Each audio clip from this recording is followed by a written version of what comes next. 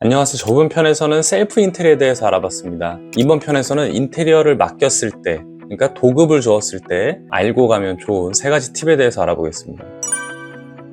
첫 번째로 설계도서와 공정표를 상호간에 더블 체크를 하는 겁니다. 설계도서는 평면도나 3D 투시도, 그리고 천장도, 인면도, 스펙북 이런 식으로 제작이 되고요. 제일 중요한 거는 이 설계 도면을 보고 충분히 서로 합의한 결과가 나오는지에 대해서 검토를 하셔야 됩니다. 그러니까 인테리어 회사도 설계 도서를 제작하는데 많은 공을 들였을 거고, 그렇기 때문에 물론 구두로도 안내를 해줄 겁니다. 페이퍼로도 안내를 하고, 그런데도 불구하고 이제 소비자 입장에서 놓치는 경우가 발생할 수도 있어요. 이렇게 서로 꼼꼼하게 확인 안 하면 그때 우린 분명히 이렇게 제작을 해주지 않았냐, 디자인을 해주지 않았냐 이러면서 소비자는 또 못 봤다 이러면서 마찰이 있을 수 있습니다. 그러니까 소비자들도 꼼꼼하게 설계 도서를 확인해 주고, 또 인테리어 업체에서도 한 번 더 구두로 이렇게 상세하게 안내해 드리고, 그러면 좋은 결과물을 만들 수 있을 거라고 생각합니다.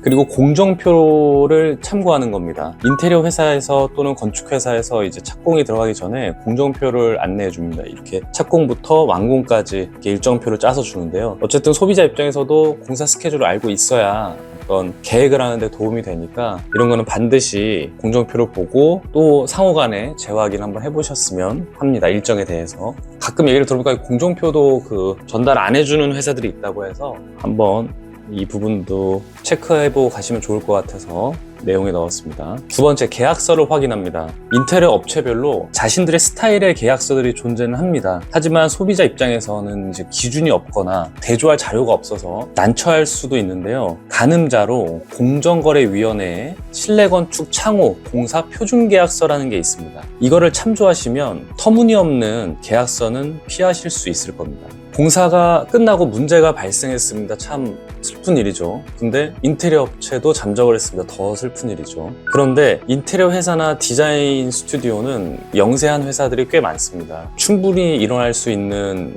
일이고요. 다만 하자 이행 보증증권을 발급을 하면 보증회사에서 인테리어 업체가 잠적하거나 하자 이행을 수행하지 않았을 경우에 최소 5%에서 최대 10% 정도의 보험금을 지급해주고 있습니다. 공사 계약 전에 인테리어 회사에 하자 이행 보증증권을 발급받고 싶습니다 라고 말만 하면 이 부분에 대해서 리스크가 방어될 거라고 생각을 합니다. 왜 그 정도밖에 안 되냐 이렇게 생각하실 수도 있는데, 저희 회사의 경우 이제 1년 정도 평균치를 내보니까 3% 내외 정도밖에 발생을 안 하더라고요. 어쨌든 보증 회사를 통해서 5% 정도라도 받을 수 있다면 그게 하자 이행을 하는데 치명적인 그런 하자가 아니면 크게 문제 없이 처리하는데 유용하실 거라고 생각을 합니다.